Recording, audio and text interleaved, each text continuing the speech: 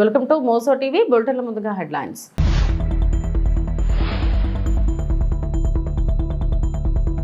విశాఖలో deputy CM Pawan Kalyan కు ఘన స్వాగతం.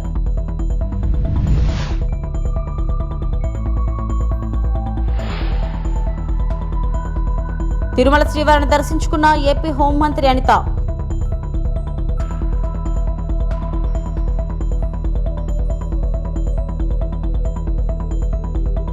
పవన్ కళ్యాణ్ కాన్వే కారణంగా విద్యార్థులు పరీక్షకు గైర్హాజరు.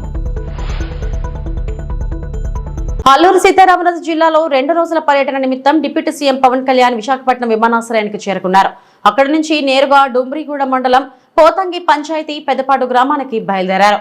మార్గ మధ్యలో పెందుర్తి కూడలలో పవన్ కళ్యాణ్ కు అభిమానులు ఘనంగా స్వాగతం పలికారు.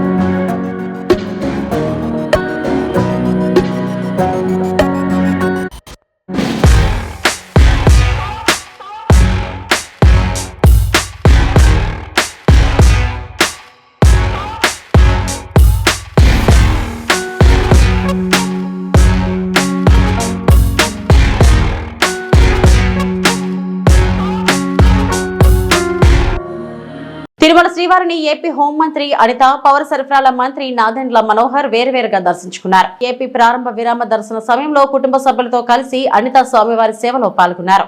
టీటీడీ అధికారులు వీరికి స్వాగతం పలికి దర్శన ఏర్పాట్లు చేశారు. దర్శనం అనంతరం రంగనాయకుల మండపంలో పండితులు వీరికి ఆశీర్వచనం చేసి స్వామివారి తీర్థ ప్రసాదాలను అందజేశారు.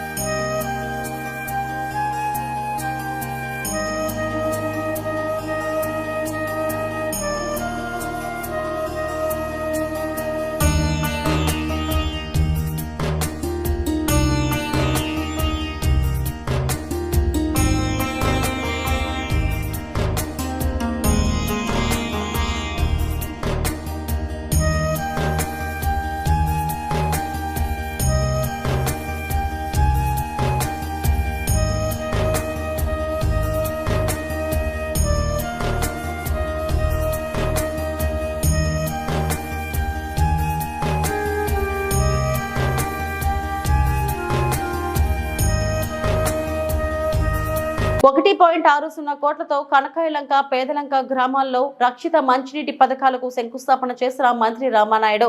ఎలమంచిలి మండలం కనకాయలంక, పెదలంక గ్రామాల్లో మంత్రి రామానాయుడు రాత్రి 10 గంటల వరకు విస్తృతంగా పర్యటించి పలు అభివృద్ధి కార్యక్రమాలకు శంకుస్థాపన, ప్రారంభోత్సవాలు చేశారు. ఈ సందర్భంగా ఆయా గ్రామాల ప్రజలు పెద్ద ఎత్తున ఆనందోత్సాహాలతో స్వాగతం పలికి అడుగడుగున పూల వర్షం కురిపించారు. మహిళలు హారతులిచ్చి నుదుట కుంకుమదిద్ది దీవించారు. కనకాయలంకలో గ్రామంలో మోటార్ సైకిల్ ను స్వయంగా నడుపుతూ కార్యక్రమాల్లో పాల్గొన్నారు. అంబేద్కర్ విగ్రహానికి పూలమాల వేశారు. కనకాయలంక, పెద్దలంక గ్రామాల్లో జలజీవన్ మిషన్ కు పథకం కింద చేపట్టనున్న రక్షిత మంచినీటి పథకం పనులకు పూజ జరిపి శంకుస్థాపన జరిపారు.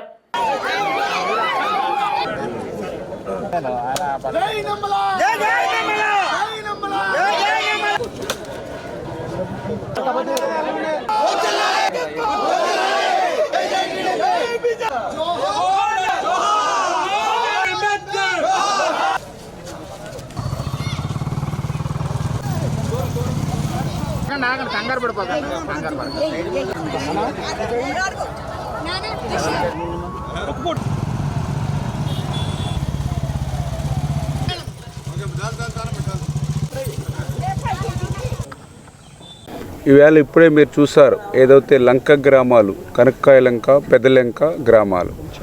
లంక గ్రామాలంటే ఈ ప్రభుత్వానికి ఒక ప్రత్యేకమైనటువంటి ప్రాధాన్యత.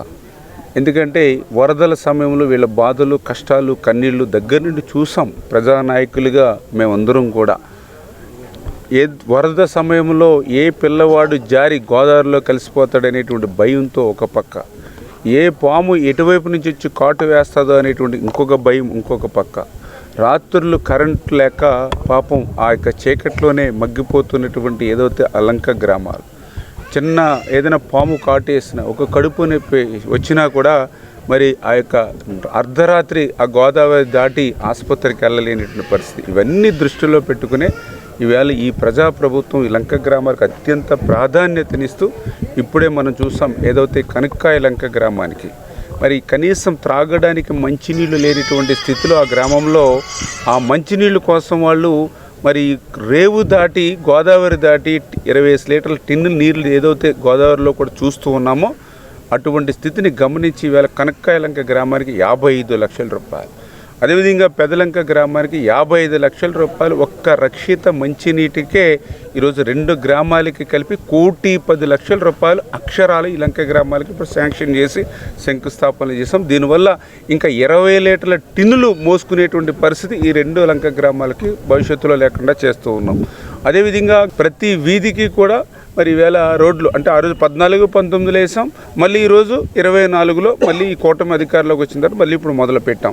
ఇట్లా ప్రతి సంక్షేమ కార్యక్రమం, అభివృద్ధి కార్యక్రమం పెద్ద ఎత్తున ఇప్పుడే కనక్కాయలంక గ్రామానికైతే మరి వాళ్ళందరూ అడిగారు, వరదలు వచ్చినప్పుడల్లా ఈ యొక్క కాజ్వే దాటి రేవులు దాటాలంటే కష్టమవుతూ ఉంది, ఒక చిన్న ఫ్లైఓవర్ బ్రిడ్జ్ వేయమని అడిగితే నేను కూడా ఒక 5 కోట్లు 6 కోట్లు అవుతుంది, కనీసం మోటార్ సైకిల్లో ఆటో వెళ్ళేటువంటి విధంగా ఉంటే అర్ధరాత్రి మరి ఏ మహిళలకి ఏ ఇబ్బంది వచ్చినా కూడా, ఏ పురిటి నొప్పులు వచ్చినా, ఈ మరి ఏ పాము కోట నొప్పి వచ్చినా ఆసుపత్రికి తీసుకెళ్ళడానికి ఉండాలి అనేటువంటి ఆలోచనతో అనుకున్నాం. కానీ నిన్న ఎస్టిమేషన్ వేస్తే 25 కోట్లు 30 కోట్లు చెప్తూ ఉన్నటువంటి పరిస్థితి. ఉన్నది 900 కుటుంబాలు.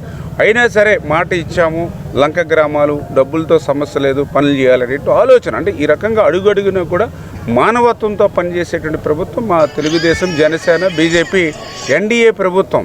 మరి గత ప్రభుత్వం చూశారు మీరు, మరి వైఎస్ఆర్సీపీ 5 సంవత్సరాల రైతులు తాము విక్రయించుకున్న ధాన్యానికి సంబంధించి 24 గంటల వ్యవధిలోనే డబ్బులు వారి ఖాతాల్లోకి జమ చేసే విధంగా ప్రభుత్వం చర్యలు తీసుకుంటుందని తణుకు ఎమ్మెల్యే ఆర్మిల్లి రాధాకృష్ణ పేర్కొన్నారు. సోమవారం తణుకు మండలం దువ్వ, వేల్పూర్ గ్రామాల్లో ధాన్యం కొనుగోలు కేంద్రాన్ని ప్రారంభించిన ఆయన మాట్లాడారు. తణుకు నియోజకవర్గంలో 53 రైతు సేవా కేంద్రాల ద్వారా దాదాపు 1,00,000 టన్నులకు పైగా ధాన్యం కొనుగోలు చేసేందుకు ప్రణాళికలు చేపట్టినట్లు తెలిపారు.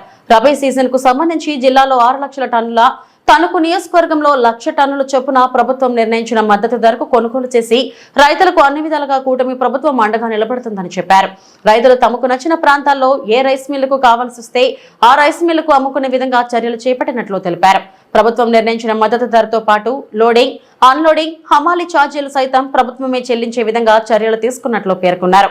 ఈ కార్యక్రమంలో పౌర సరఫరాల, రెవెన్యూ అధికారులతో పాటు కూటమి నాయకులు, కార్యకర్తలు పాల్గొన్నారు.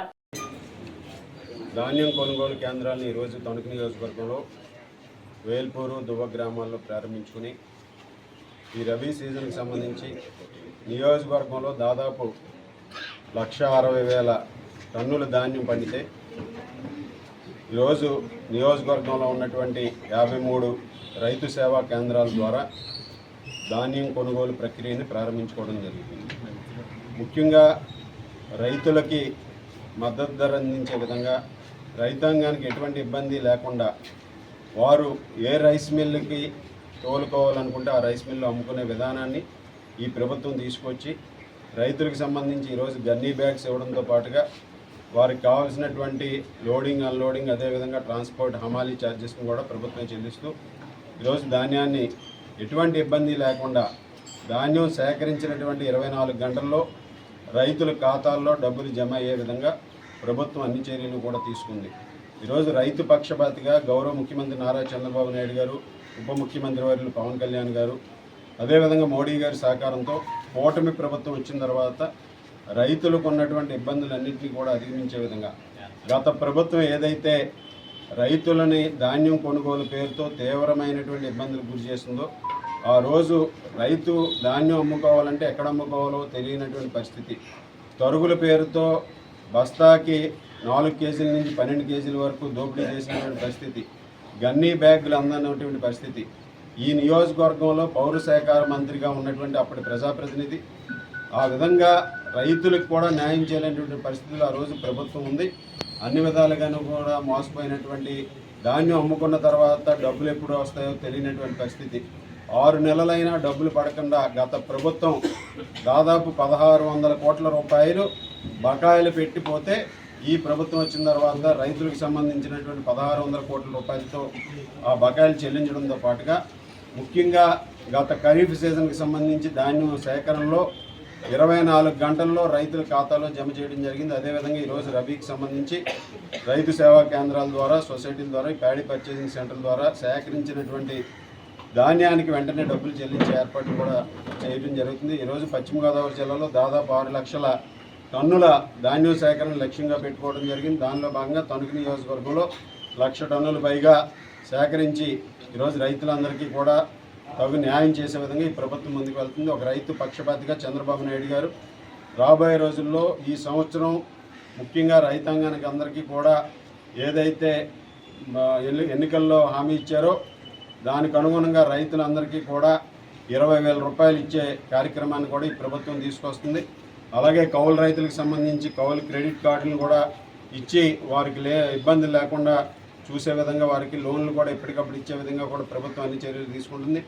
అలాగే గత ప్రభుత్వం పూర్తిగా నిర్లక్ష్యం చేసినటువంటి మెకనైజేషన్ని ఈరోజు వ్యవసాయ యాంత్రీకరణ అనేది గత 5 సంవత్సరాల్లో ఎవరో చూడనటువంటి పరిస్థితి. మరలా ఈరోజు ప్రభుత్వం వచ్చిన వెంటనే మెకనైజేషన్కి సంబంధించి సబ్సిడీతో రైతులకి యంత్రాంగాన్ని, వ్యవసాయ యాంత్రీకరణకి సంబంధించి పనిముట్లను కూడా అందించడం జరుగుతుంది. ఈ విధంగా ఈ ప్రభుత్వం రైతుల పట్ల ఒక సానుభూతితో వ్యవహరిస్తూ రైతులకు అండగా నిలబడే విధంగా ఈరోజు ప్రభుత్వం ముందుకు వెళ్తుందని ఈ సందర్భంగా తెలియజేసుకుంటూ, తణుకు నియోజకవర్గంలో కూడా రైతాంగానికి ఎక్కడా కూడా ఈ రబీ సీజన్కి సంబంధించి సాగునీటి సమస్య లేకుండా అన్ని చర్యలు తీసుకుని ఈరోజు సకాలంలో పంట చేతికి వచ్చే విధంగా, దాని ద్వారా ఈరోజు ఎంఎస్పి ఏదైతే ఉందో 1,725 రూపాయలు కామన్ వెరైటీని ఈరోజు ప్రభుత్వ మద్దతు ధరకి కొనుగోలు చేసే విధంగా, అలాగే ఏ గ్రేడ్ 1,740 రూపాయలకి కొనుగోలు చేసే విధంగా ప్రభుత్వం చర్యలు తీసుకుందని ఈ సందర్భంగా తెలియజేసుకుంటూ రైతులందరికీ కూడా.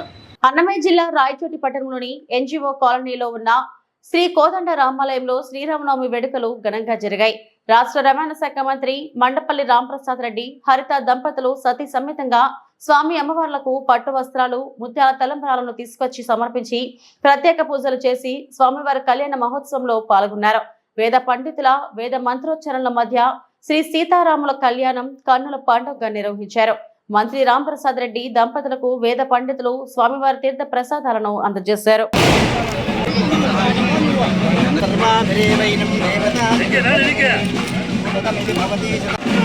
కుటుంబ సభ్యులకు దేవాలయ కమిటీ తరఫున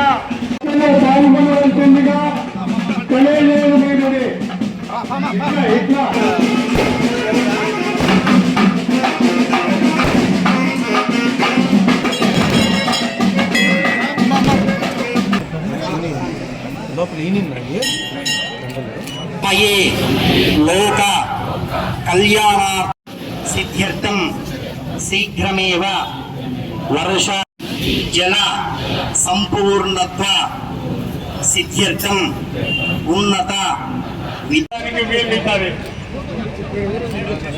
స్వామి ప్రారంభించండి. ఓం జలాయ నమః, ఓం జలలింగాయ నమః. సత్యమాపో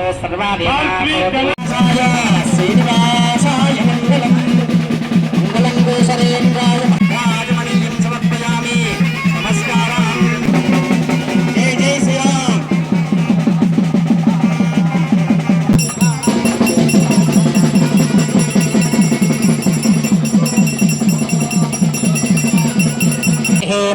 ధ్రువంత ఇంద్రశ్చాగ్నిశ్చ రాష్ట్రం ధారయతాం ధ్రువం ధ్రువం. అయం ముహూర్తః శుభముహూర్తోऽస్తి భవంతో మహాంతోని. సీతారామయోర్వివాహ సమయేర్ధేయాలిదం మంగళం.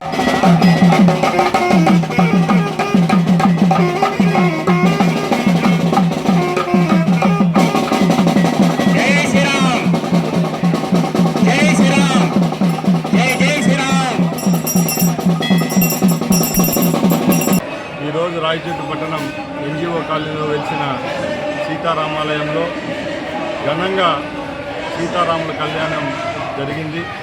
ఈ కార్యక్రమానికి ఇచ్చేసిన భక్తులకు, రాయచోటి ప్రజలకు ప్రతి ఒక్కరికి ధన్యవాదాలు తెలియజేసుకుంటూ, మనందరికీ తెలుసు ప్రపంచానికి శాంతికి, ఒక కర్మకు, ఒక యోగికి మూలం శ్రీరామచంద్రుడు.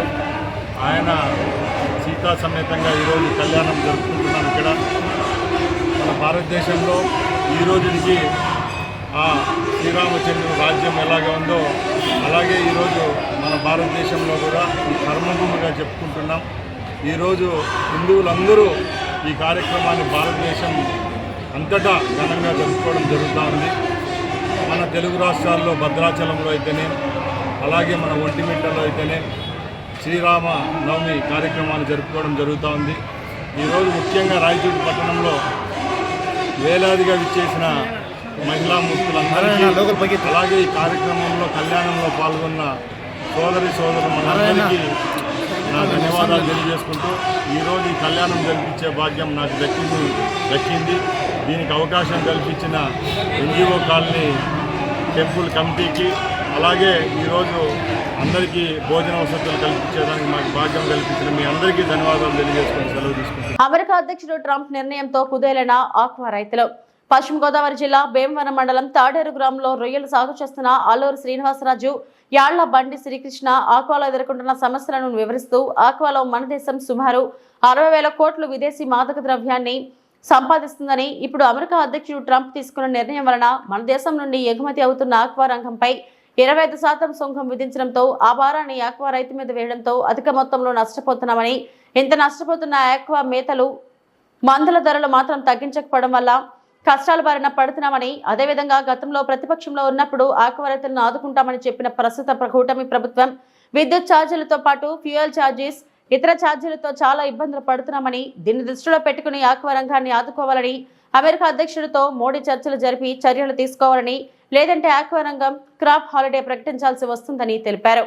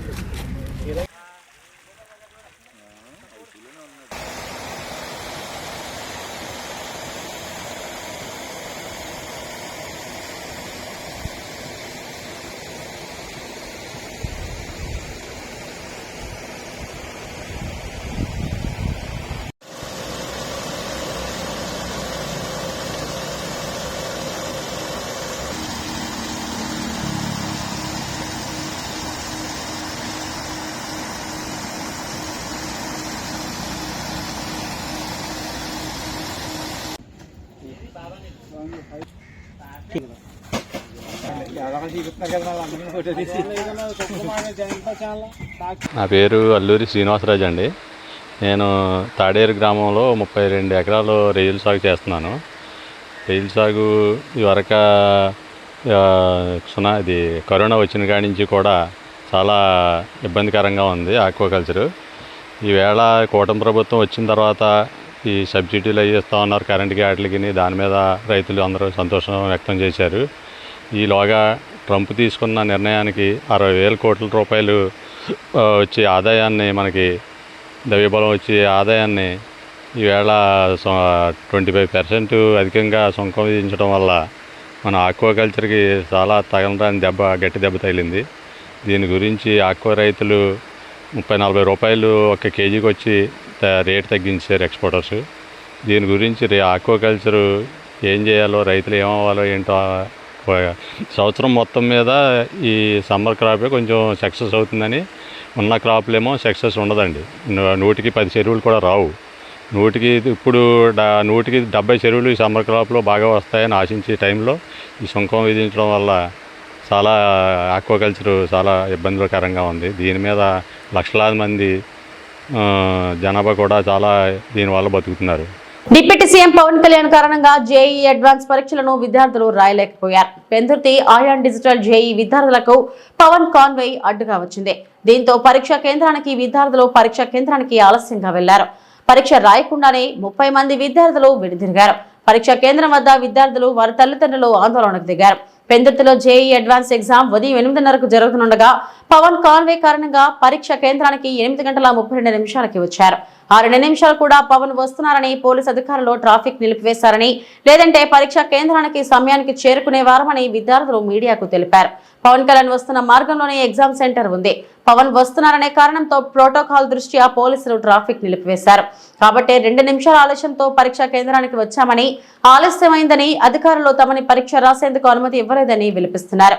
ఈ విషయంలో పవన్ జోక్యం చేసుకుని ఆ 30 మంది విద్యార్థులకు జేఈ అడ్వాన్స్ పరీక్ష నిర్వహించేలా చర్యలు తీసుకోవాలని వేడుకుంటున్నారు.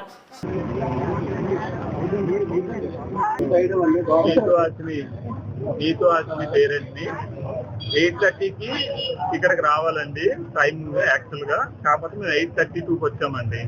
ఈ 2 నిమిషాలు కూడా ఏంటంటే మాకు ఇక్కడ ట్రాఫిక్ ఆపేశారు రెస్ట్రిక్షన్స్ వల్ల. పవన్ కళ్యాణ్ సార్ వస్తున్నారని.